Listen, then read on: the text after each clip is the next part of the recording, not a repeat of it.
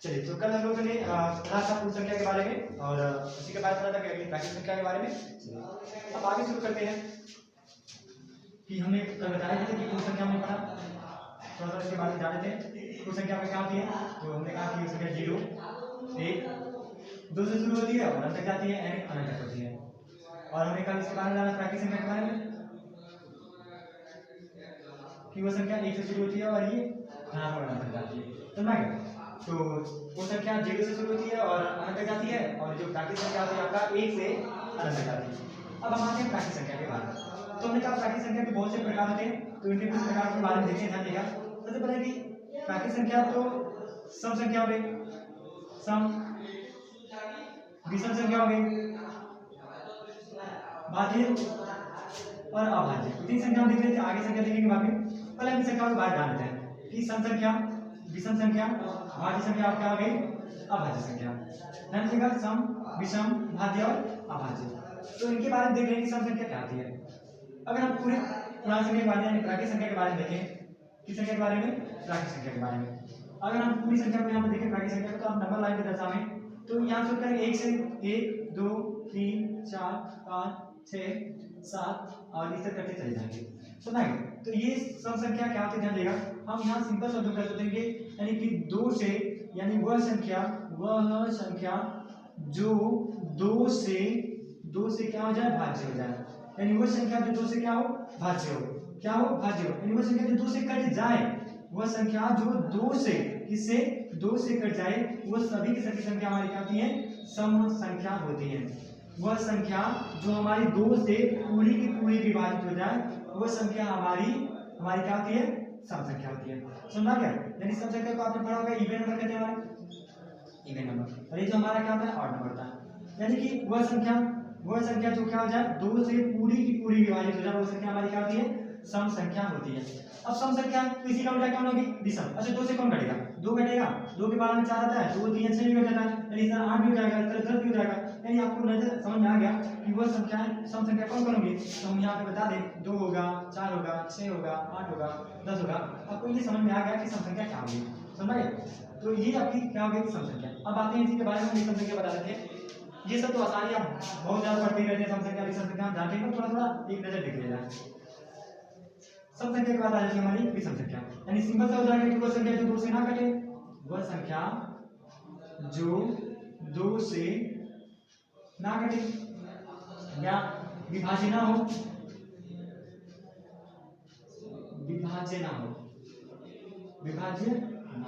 यानी वह संख्या जो 2 से विभाज्य ना हो। यानी जो संख्या 2 से ना कटे, तो संख्या कौन नहीं कटती है, तो आप देखेंगे 1 कटेगी, 2 से बिल्कुल नहीं कटेगी। क्या 3 कटेगी, क्या नहीं, क्या 5 बिल्कुल नहीं, 7 9 11 13 इस तरह करते जाए, तो ये जो संख्या हमारी नजर आएगी, सभी सभी क्या है, विषम संख्या होती है। कौन संख्या होती है, विषम संख्या, जिसे हम कहते हैं ऑड नंबर कहते हैं। ये सम संख्या और ये क्या है, हमारी विषम संख्या। तो आपको सम और विषम संख्या के बारे में पता हो गया कि वो संख्या जो 2 से कटे, सम, ना कटे, विषम। सम और ये विषम हो गया, सम और विषम संख्या समझ आ गई। अब आगे देखते हैं कौन संख्या, भाज्य संख्या के बारे में। किस संख्या के बारे में, भाज्य संख्या के बारे में। अच्छा भाज्य संख्या क्या होती है, चलिए ध्यान दीजिएगा, यहाँ पे ध्यान दीजिएगा। भाज्य संख्या, भाज्य संख्या पहले आपको बता दें कि अभाज्य संख्या क्या है। पहले देख लीजिए भाज्य, उसके बाद हम बताएंगे भाज्य। पहले आता है अभाज्य संख्या, जिसको हम कहते हैं प्राइम नंबर, जिसको हम कहते हैं रूढ़ संख्या, जिसको हम रूढ़ संख्या भी कहते हैं। कौन संख्या कहते हैं लोग, रूढ़ संख्या। अभाज्य संख्या क्या होती है, वह संख्या, चलिए इसके बाद में दें, वह संख्या जिसके केवल 2 गुणनखंड हो। कितने गुणनखंड हो, 2 गुणनखंड हो। ध्यान दीजिएगा, वह संख्या जिसके केवल 2 गुणनखंड होते हैं। कितने गुणनखंड होते हैं, केवल 2 गुणनखंड होते हैं। और दूसरी बात, वह संख्या जो स्वयं से कटे, स्वयं से विभाज्य हो। किससे विभाज्य हो, स्वयं से विभाज्य हो। वह संख्या जिसके केवल 2 गुणनखंड हो। 2 गुणनखंड कौन कौन हो सकते हैं, एक तो एक होता है, एक तो कौन होता है, एक होता है, और दूसरी संख्या स्वयं संख्या होती है। स्वयं वह संख्या उसका गुणनखंड होती है, और एक होता है। 2 गुणनखंडों में एक तो स्वयं वह संख्या होती है और दूसरी संख्या एक होती है। कैसे, देखिए हम दिखा देते हैं। आपने देखा होगा 3 के बारे में, किसके, 3। तीन के गुणनखंड क्या क्या हो सकते हैं? हम कहेंगे एक होगा और क्या होगा 3। क्या इसके कोई अलावा है क्या? नहीं है। वह संख्या जिसके केवल 2 गुणनखंड हो। कितने गुणनखंड है?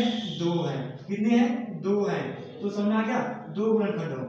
एक संख्या तो एक है यानी 3 एक से भी कर सकता है और 3 से यानी स्वयं से कर सकता है। तो स्वयं से और एक से करके वो संख्या क्या कहलाएगी हमारी? अभाज्य संख्या। समझ में आ गया? अभाज्य संख्या।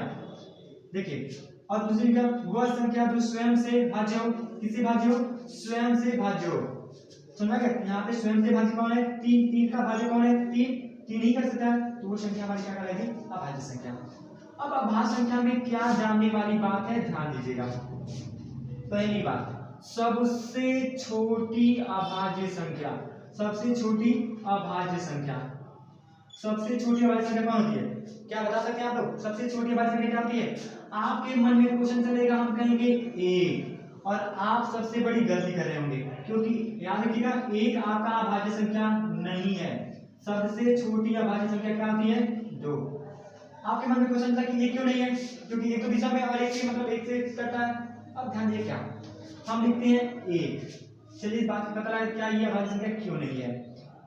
हमने क्या पढ़ा? वह संख्या जिसके केवल 2 गुणनखंड हो। कितने गुणनखंड हो? 2। अब एक के गुणनखंड क्या करिए? एक में कितने भी एक का गुणा करिए, आपको क्या आने वाला है? बता सकते हैं? एक ही आएगा। चाहे वो एक हो, चाहे वो कई के एक हो, तभी क्या आएगा? 1। वह संख्या जिसके केवल कितने गुणनखंड हो? 2। यहाँ पे इसके गुणनखंड कितने हो गए? 4। फिर भी आंसर कितना आ रहा है? 1। इसका मतलब क्या? हमने कहा वह संख्या जिसके गुणनखंड केवल 2 होने चाहिए। 2 है तो वह संख्या हमारी क्या है? अभाज्य है। एक के गुणनखंड एक से अधिक होते हैं तो ये संख्या हमारी अभाज्य कैसे हुई? इसका मतलब ये संख्या हमारी अभाज्य नहीं हुई। तो याद रखिएगा सबसे छोटी अभाज्य संख्या क्या होती है? 2 होती है। इसमें दूसरी और चौथी बात याद रखिएगा, एकमात्र समअभाज्य संख्या। समअभाज्य संख्या कौन संख्या? समअभाज्य संख्या कौन होती है? 2। पूरी अभाज्य संख्या में एकमात्र अभाज्य संख्या जो 2 होती है और वो सम होती है। पूरी संख्या ढूंढेंगे आपको कहीं भी नजर नहीं आएगी, क्योंकि सम ही एकमात्र संख्या है और ये 2 ही एकमात्र ऐसी सम संख्या होती है जो क्या होती है? अभाज्य होती है, और यही सबसे छोटी अभाज्य संख्या होती है। ध्यान दीजिएगा। आपसे अगला क्या पूछता है? सबसे छोटी विषम अभाज्य संख्या। सबसे छोटी विषम अभाज्य संख्या। सबसे छोटी विषम अभाज्य संख्या क्या होगी? 3 होगी। विषम होनी चाहिए। ये तो सम है ना, ये क्या है? विषम है। सबसे छोटी हो और विषम हो तो कौन होती है? 3। सबसे छोटी अभाज्य संख्या क्या होती है? 2। एकमात्र सम अभाज्य संख्या वो क्या होती है? 2 होती है। तो ये बात आपको समझ आ गया। ये बात आप जरूर याद रखिएगा ये सम संख्या अभाज्य संख्या के बारे में। चलिए अभाज्य संख्या के बारे में और कुछ जानते हैं, ध्यान दीजिएगा। तो आपको समझ आ गया कि अभाज्य संख्या अभाज्य संख्या। अब कैसे पहचानेंगे, कुछ तथ्य और बता देते हैं। देखिए ऊपर का हम इरेज कर देते हैं, उन्हें इरेज कर देते हैं। अब देखिए एक बार देखिएगा, हम किसके? अभाज्य संख्या बहुत जरूरी होता है, क्योंकि अभाज्य संख्या पे भी क्वेश्चन आपके बहुत ज्यादा होते हैं। तो हमने क्या पढ़ा? सबसे छोटी क्या? सबसे छोटी अभाज्य क्या होती है? अभाज्य। फटाक से लिखते हैं, ध्यान देगा। अभाज्य क्या होती है? 2 होती है। एकमात्र सम अभाज्य क्या होती है? सम अभाज्य क्या होती है? एक सबसे छोटी सम अभाज्य क्या होती है? सबसे छोटी है एकमात्र सम अभाज्य। एकमात्र लिख देते हैं, ध्यान देगा। एकमात्र सम अभाज्य क्या होती है? 2 होती है। और सबसे छोटी विषम अभाज्य अभी लिखवाते हैं, ध्यान देगा। क्या होती है? विषम अभाज्य क्या होती है? बताइए। अभाज्य क्या होती है? वो होती है 3। तो ये बात आपको याद रखना होगा। सबसे छोटी अभाज्य संख्या क्या होती है? 2। हम गलती कर देते हैं, वहां पे एक दिया रहता है ऑप्शन में, याद रखिएगा। एक आपका अभाज्य संख्या नहीं होता है। सबसे छोटी अभाज्य संख्या क्या होती है? हमारी 2 होती है। चलिए आगे, अगर आगे हम बात करें, कुछ आपको ध्यान देगा। अगर ध्यान देगा 1 से 50 तक, कहां से? 1 से 50 तक, 1 से 50 तक कुल 15 अभाज्य होते हैं। कितने होते हैं? अभाज्य 15 होते हैं। और 50 से 100 तक 10 अभाज्य संख्या होती है। कितनी अभाज्य संख्या होती है? 10। 1 से अगर 50 तक हम काउंटिंग करते हैं, गिनती करते हैं, टोटल कितनी संख्या आती है? अभाज्य 15। और 50 से 100 तक करते हैं, कितनी आती है? 10 अभाज्य संख्या आती है। याद करिए, आपको ये निकालना होगा। आप घर पे निकालिएगा, क्या ये बात सही है कि नहीं है? आप 1 से 100 तक गिनती लिखिएगा, 1 से 50 तक देखिएगा कि क्या 15 अभाज्य संख्या आ रही है। ये आपका याद रखिएगा, आपका होमवर्क है, ये आप निकालेंगे। 1 से 50 तक अभाज्य संख्या कितनी होती है? 15 होती है। और 50 से 100 के बीच कितनी होती है?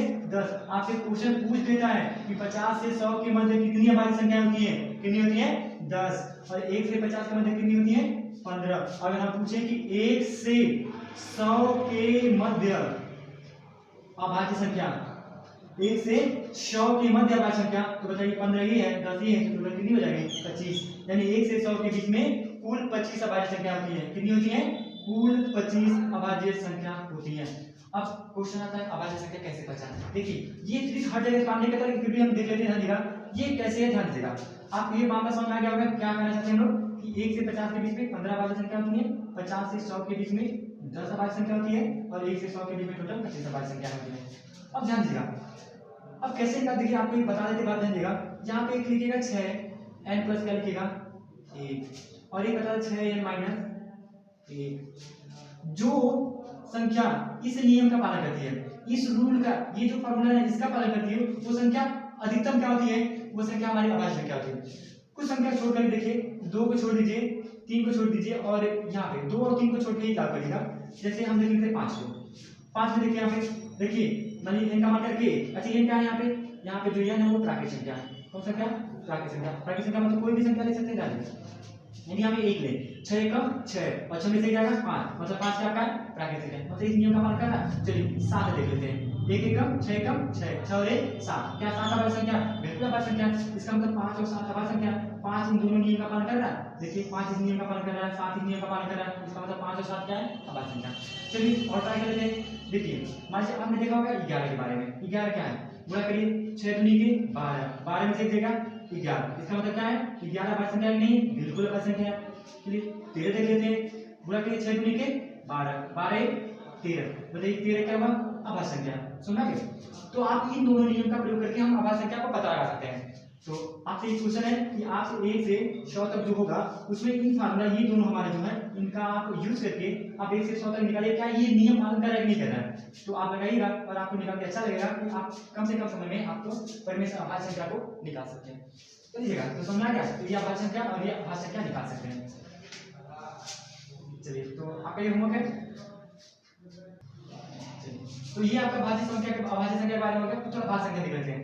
तो ये भाज्य संख्या के बारे में क्या होता है, भाज्य संख्या जो होने वाली है इसी का क्या होने वाली है, यानी इसके केवल कितने गुणनखंड थे, 2 गुणनखंड थे। तो इसके कितने हो जाएंगे, 2 से अधिक हो जाएंगे। हमने पढ़ा भाज्य, क्या पढ़ने वाले लोग भाज्य संख्या के बारे में, समझा गया। देखिए भाज्य संख्या क्या होती है, यानी वह संख्या जिसके 2 से अधिक गुणनखंड हो, अधिक क्या हो गुणनखंड हो। जैसे हम क्या लिख सकते हैं, 2 तो 3 नहीं होगा, अब आते हैं किसके 4 के गुणनखंड क्या क्या हो सकते हैं, आप कहेंगे 1 होगा, 2 होगा और 4 होगा। अब देखिए 2 से अधिक है, 2 से क्या है अधिक है, 2 से अधिक तो क्या हो गया हमारे भाज्य, क्या कराएंगे भाज्य। तो भाज्य में क्या होने वाला गुणनखंड 2 से अधिक। चलिए देखिए 6 के क्या क्या होंगे, 1 होगा, 3 से भी कट जाएगा और किसी कट जाएगा 6 से। तो बताइए भाज्य संख्याएं क्या होती हैं, वो संख्याएं जिनके गुणनखंड 2 से अधिक होते हैं, वो संख्या हमारी क्या होती है भाज्य संख्या होती है। तो आपको भली बात समझ में आ गया भाज्य अभाज्य में। तो ये आपका भाज्य था और ये आपका क्या था अभाज्य संख्या था। अभाज्य संख्या लगा भाज्य संख्या पता करना बहुत आसान होता है, लेकिन क्वेश्चन आपको सबसे बड़ा होता है कि अभाज्य संख्या में अभाज्य संख्या ही क्वेश्चन आपका ज्यादा होता रहता है। तो भाज्य संख्या तो आपका आसान ही है, अभाज्य संख्या आपका आसान होता है। तो चलिए अगला आप पढ़ेंगे अगली वीडियो में। चलिए सभी को नमस्कार, धन्यवाद।